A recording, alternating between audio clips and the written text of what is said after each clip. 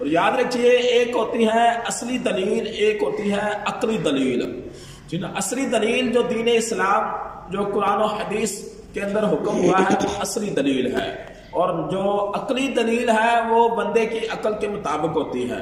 اور اس میں بھی ہم نے یہ دیکھنا ہے کہ اگر اصلی جو دلیل ہے قرآن و حدیث کی جو دلیل ہے اس پر تو ہم نے آنکھیں بند کر کے عمل کرنا ہے، ٹھیک نا. تو اس حوالے سے ہم نے اپنی عقل کے گھوڑے نہیں دوڑانے، ٹھیک نا. اور جو عقلی دلیل ہے تو اس پر ہم نے دیکھنا یہ ہے، سوچنا یہ ہے کہ آیا کہ یہ جو دلیل میں دے رہا ہوں، عقلی دلیل دے رہا ہوں، اس بات کے لیے، اس کام کے لیے دلیل دے رہا ہوں، اس میں کوئی خرابی تو نہیں، اس میں کوئی نقصان تو نہیں، یا اس میں کوئی غیر شرعی کام تو نہیں. تو اگر ایسا ہے تو وہ عقلی دلیل سے خود بھی بچے اور دوسروں کو بھی بچائے.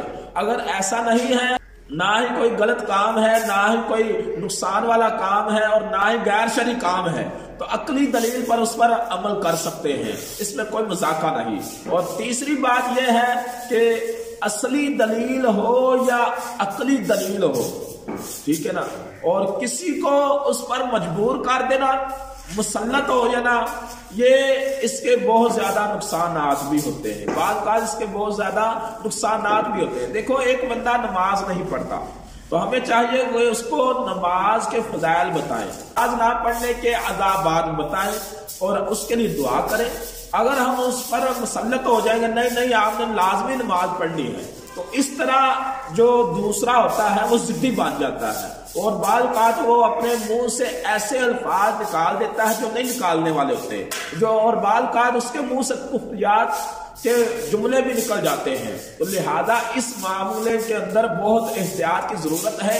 کوئی بھی مسئلہ ہو، ہمارا کام ہے بتانا، سیدھا راستہ بتانا اور سیدھے راستے پہ لگانا، ہدایت دینا، یہ اللہ تعالیٰ کی طرف سے ہے، یہ اللہ تعالیٰ کا کام ہے، ہمارا کام نہیں ہے. ہمارا کام ہے بتانا. اور اگر ہم کسی پر مسلط ہو جائیں گے، کسی کو مجبور کریں گے، تو ہو سکتا ہے اس کے نقصانات ہوں. تو وہ ہمیں دکھانے کے لیے عمل تو کر لے، لیکن ہو سکتا ہے کہ جب ہم نہ دیکھیں وہ عمل چھوڑ دیں.